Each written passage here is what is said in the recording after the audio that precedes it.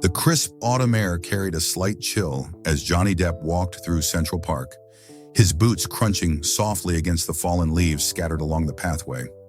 The city lights in the distance flickered like stars, blending into the golden hues of a fading sunset. Despite the world's bustle, the park offered a rare kind of peace, a quiet escape from the flashing cameras and ever-curious eyes of the public.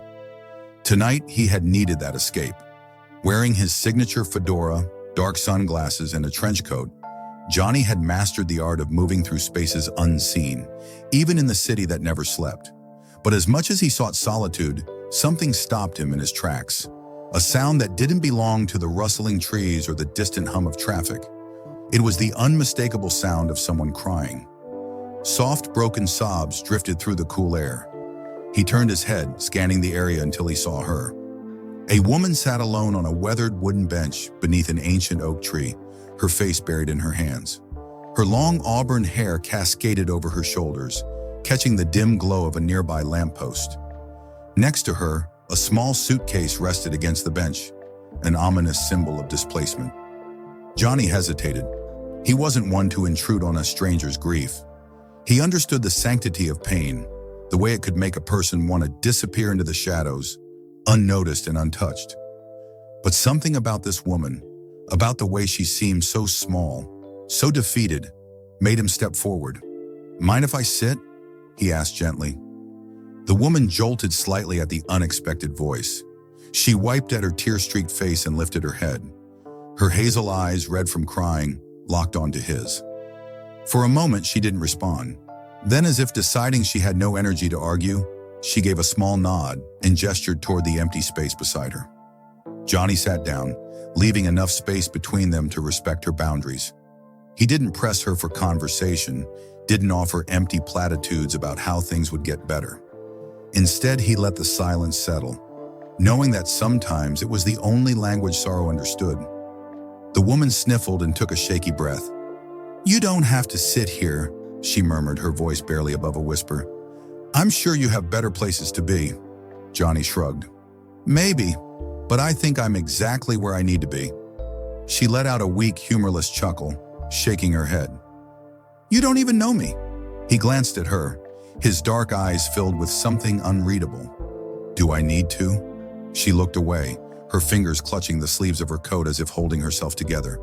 "I lost everything today," she admitted after a long pause. "My job, my apartment, my fiancé left me last week, and now I'm just here, nowhere, with nothing." Her voice cracked on the last word. Johnny's gaze drifted to the suitcase at her feet. He understood what it meant to carry everything you owned in a single bag. The weight of it wasn't just physical, it was emotional, symbolic of a life uprooted, of dreams turned to dust.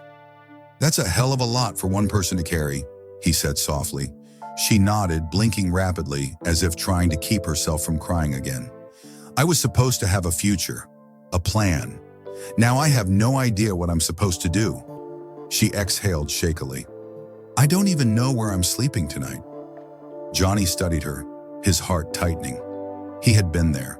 Maybe not in the exact same way, but he knew that feeling, the gnawing uncertainty, the crushing weight of the unknown. "What's your name, Ashantar?" he asked. She hesitated, as if debating whether to tell him. "Emily." "Emily," he repeated, as if tasting the weight of it. "You know, I've learned that sometimes the most beautiful things come from the worst moments." She let out a soft, bitter laugh. "I doubt that." Johnny leaned back against the bench, stretching his arms along the backrest. "You'd be surprised. There was a time when I thought I had nothing left. I'd lost people I loved, faced battles I wasn't sure I could win. For a long time, I thought I was just done." Emily turned to him then, really looking at him for the first time. There was something about his voice, about the deep timbre of it, that struck a chord in her memory. Her eyes narrowed slightly, and then realization dawned. Her breath hitched. "Wait, you're—" Johnny gave a lopsided grin. "Depends on who you think I am." Her eyes widened. "You're Johnny Depp." He chuckled, a quiet, almost self-conscious sound. "Guilty as charged." Emily's mind reeled. Of all the people in the world to stumble across her misery, it had to be him, an A-list actor, a global icon. Why was he even talking to her? "Why are you here?" she asked, her voice still laced with disbelief. "Walking," he said simply. "Thinking. I needed some air." He tilted his head slightly. "And now I'm sitting here talking to you." She shook her head. "But why?" Johnny exhaled. "Because I know what it's like to feel alone." His voice was gentle but firm. "And because sometimes all a person needs is for someone to remind them that they're not." Emily's lips parted slightly, but she said nothing. She just looked at him, as if trying to decide whether to believe him. Then, for the first time in what felt like forever, she let out a small, shaky sigh. Not one of despair, but of something else. Hope. Johnny reached into his pocket, pulled out a crumpled piece of paper, and scribbled something down. Then he handed it to her. It was an address. "This is a safe place," he said. "A friend of mine owns a small inn just outside the city. It's quiet, comfortable.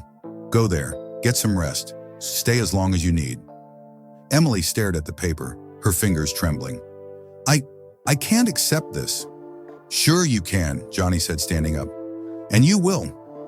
She looked up at him, tears welling in her eyes again, but this time for an entirely different reason. "Thank you."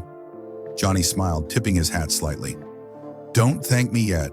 Just promise me that one day when you see someone else sitting alone, feeling lost, you'll do the same for them."